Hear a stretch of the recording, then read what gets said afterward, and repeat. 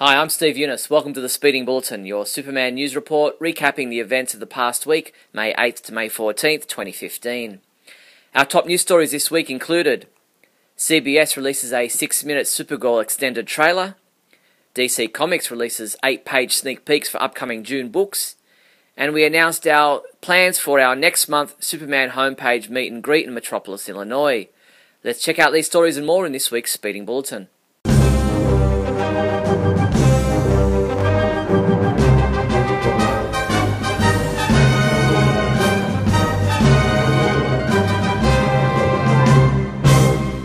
The big news this week happened in TV news, with CBS officially announcing the Supergirl TV series will land on Monday night starting this fall in the USA. CBS also released an extended 6-minute trailer giving us our first look at the upcoming pilot episode. Supergirl will air at 8 PM beginning in early November. It's not a bird, it's not a plane, it's not a man, it's Supergirl. Supergirl is an action-adventure drama based on the DC Comics character Kara Zor-El, Superman's cousin, who after 12 years of keeping her powers a secret on Earth, decides to finally embrace her superhuman abilities and be the hero she was always meant to be. CBS has also launched its official Supergirl Twitter account at SupergirlCBS. I went through the video and grabbed 80 stills, which gives us a chance to examine some interesting elements from the footage shown. We see Lara and Zor-El, Kara's Kryptonian parents. We see Krypton explode. And as her ship lands on Earth, we see young Kara holding hands with her cousin Kal-El, aka Superman. The video also gives us confirmation that Dean Cain and Helen Slater are indeed playing the roles of Mr. and Mrs. Danvers, Kara's foster parents. Although not officially released, a second promo video for the pilot episode of Supergirl was posted online. With more action, the video shows some additional footage not seen in the 6-minute extended trailer, including Supergirl using her heat vision. SpoilerTV.com also posted a behind-the-scenes video showing some of the making of the pilot episode of Supergirl. Earlier in the week, Digital Spy caught up with actor David Harewood at the House of Fraser BAFTA Television Awards, where they asked him about the upcoming Supergirl TV series and his role playing Hank Henshaw. I have, yeah. I've been reading a lot about Hank, and he seems like a cool dude. I kind of like him. He's a bit of a super villain, so and seems to be pretty indestructible, which I kind of like, because I keep getting blown up in these things. So I'm kind of looking forward to being indestructible. In movie news, The Death That Superman Lives, What Happened, the full-length documentary by filmmaker John Schnepp, which examines the story behind the proposed 1998 Superman Lives movie, will be screening in the UK this month. The documentary will be screened on May 22nd and May 23rd at MCM Comic Con at Excel London. Tickets are available via the MCM Expo store. The official UK premiere will take place with a Q&A panel at the BFI in London on May 29th, starting at 6:15 PM. DC Comics released a number of sneak peeks for some of their June comic books, including Action Comics number 41, Bizarro number 1, and Justice League 3001 number 1. If you head to our website, you can read original 8-page standalone stories from each of these comics. They aren't excerpts from the June issues, they are original short stories that set up what awaits you in next month. Comic books we reviewed this week included Convergence number 5, which was reviewed by Jeremiah Bohr, who said the writing is hackneyed and amateurish, and he rated this issue a 2 out of 5. Adam DeChannel reviewed Convergence Superman number 2, giving it a 5 out of 5, saying, "This is how you do a Superman story that is unforgettable." And Injustice Year 4 Chapter 1 was reviewed by T.A. Hewitt, who called it an uneven start from out of the gate, and he rated it a 3 out of 5. Superman comics available this week from May 13th include Injustice Year 4 Chapter 2 digital comic has been available since May 12th.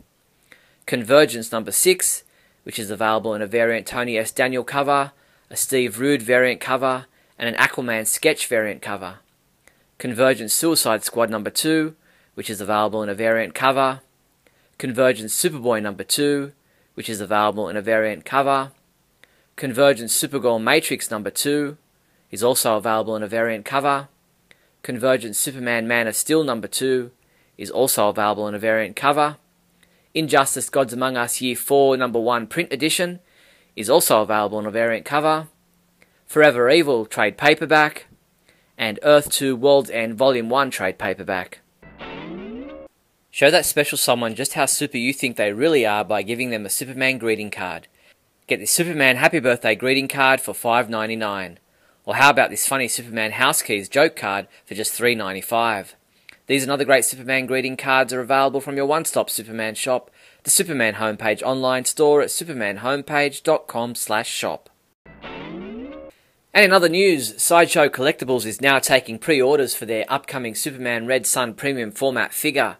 What if Superman had been raised in the Soviet Union to become their greatest weapon?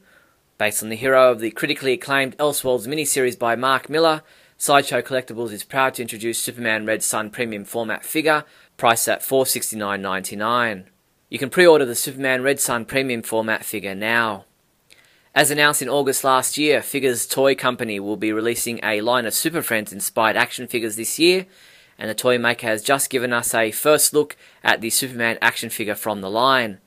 We'll let you know when the Super Friends vs. the Legion of Doom line of 8-inch Mego-style action figures is available to pre-order. The annual Superman celebration is taking place across June 11th to June 14th in Metropolis, Illinois, and the Superman homepage will once again be holding a meet and greet for members and fans to come together, win great prizes, and answer fun trivia questions. The Superman homepage meet and greet is scheduled for Friday, June 12th at 10:30 a.m. inside Hardee's, located at 601 Ferry Street, not far from the Superman statue. The DC TV podcasting family is teaming up with Winship Cancer Institute to fight cancer on Saturday, May 16th. The podcasting fundraising event will be hosted at mixlr.com/DCTV podcasts and will begin at 2 p.m. Eastern Standard Time. Our own Michael Bailey will join the Supergirl radio live broadcast at 7 p.m. Head over to dctvpodcast.com/fundraiser to find out how you can make a donation to Winship. And that's all the news there was for the week May 8th to May 14th. Don't forget to subscribe to our YouTube channel. I'm Steve Younis from supermanhomepage.com. Great Scott. Great Scott. Great Scott.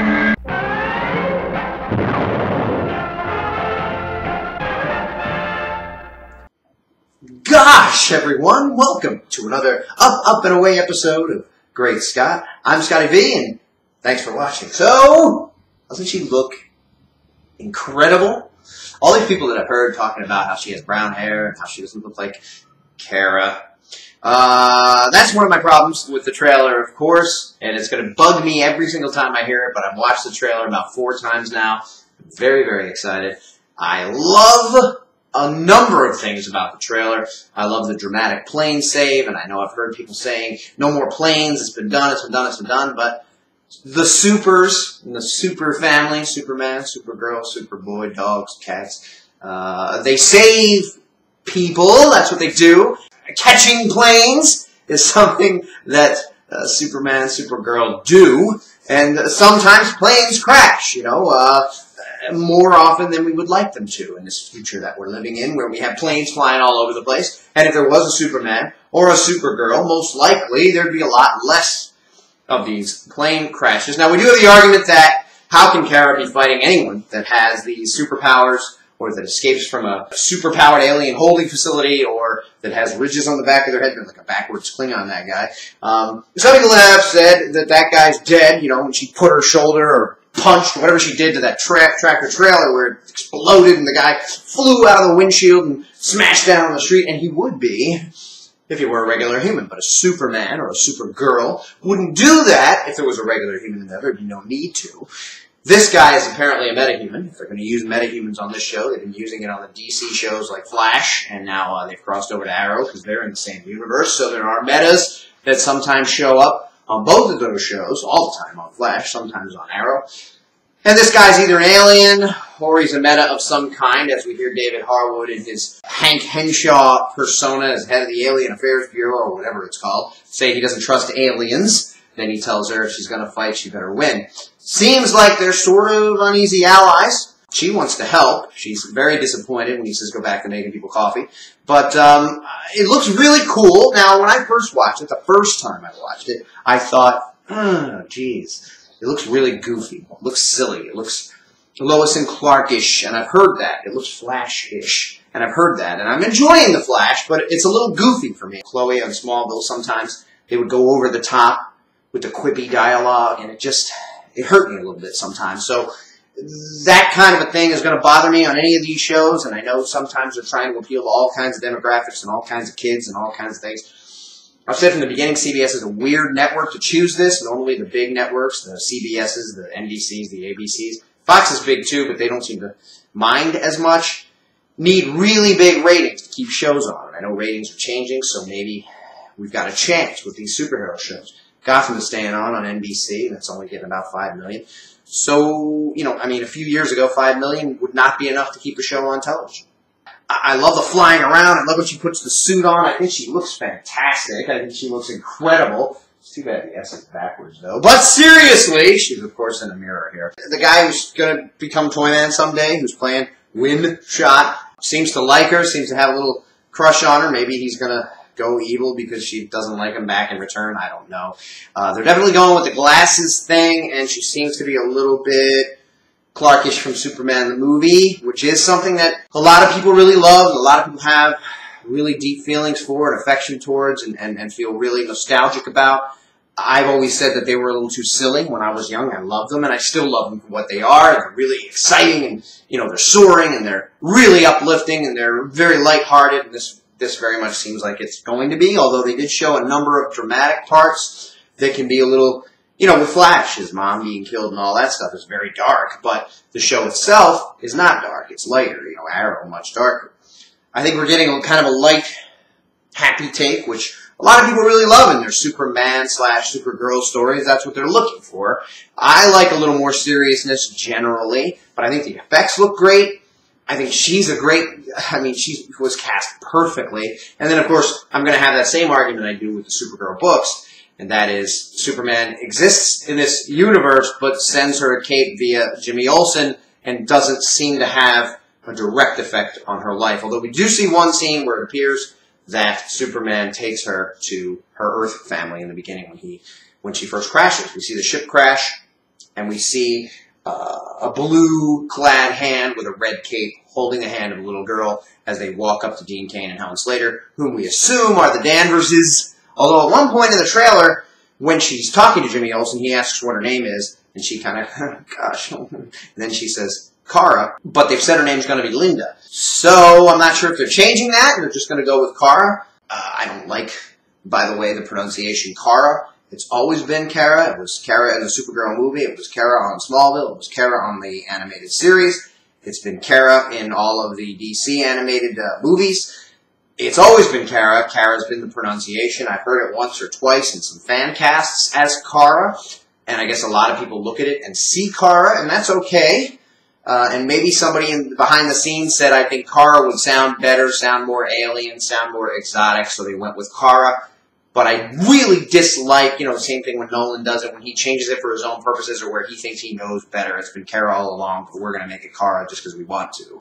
I don't know if that's the case, and maybe half the fandom has always thought of it as Kara. For me, it's always been Kara, and it's been Kara on every incarnation I've ever seen, so I've always gone with Kara. Like with Luthor, it just sounds stronger to pronounce things a certain way, and maybe people thought Kara is a much stronger kind of pronunciation of it than Kara. It's kind of I guess a short A, a throwaway A. I don't know. But it's going to irk me a little bit for a while. I'll get used to it, but I'll always know her as Kara. But I like it. I like it. I like the casting. I hope it's not too silly. The Callista Flockhart scene bugged me quite a bit. A little bit too much, I think, of the... Oh gosh. And I've also already heard mentioned, why is she wearing glasses already? They did the same thing on Lois and Clark. He had glasses before he ever tried to hide his identity or have a costume or anything. And the thought on Lois and Clark was maybe he was trying to emulate his dad, like a lot of little kids do, and he just started wearing glasses. But that generally doesn't happen to where you continue to wear glasses as an adult. You know, as a kid, you might play wearing glasses, that kind of thing. But if it's part of your hiding your identity, then we could see that. Now, it is possible that some of the scenes with her wearing glasses are later on, after she does adopt that identity. You know, that isn't the first time she's talking to her boss at cat.com or whatever it is. So I think it's possible that could be, you know, they show in trailers and movies and all kinds of things, they show out of order all the time. So it's very possible that these glasses are on her after she does adopt the identity. But in the trailer, she, as I say, tells Jimmy her name is Kara, which will be hard to hide if she then later decides she's going to be Linda, since she's already working with him and has already called herself Kara.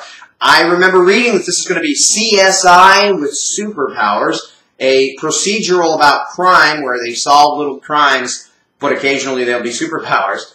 This looks all out. I mean, maybe they're showing everything they had in the teaser, but I mean, she's stopping planes from crashing, she's exploding tractor trailers, she's flying all over the place. When she falls off the roof with shot there and does that flip, it lands. It's so cool. Spaceships, and we got Krypton, and, you know, so it seems like maybe they're not exactly sticking to that credo unless only in the pilot they're going to have that stuff, and then it's going to be Demure dressed down Kara going to work solving little crimes. But it looks really superheroic to me, so a lot of that I'm excited about. I hope they can cut back some of the goofiness. I'm looking forward to it. Fall is coming. I showed it to my daughter. She asked me what the deal was. She said they're copying off Superman. I tried to explain to her. There's a Supergirl.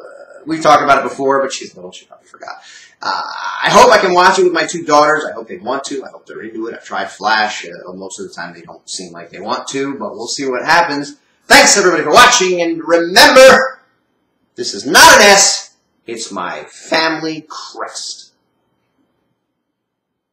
I will be loving you till we're 70. It's my love song to the Supergirl character. Oh gosh. Oh gosh. Oh gosh. Oh gosh.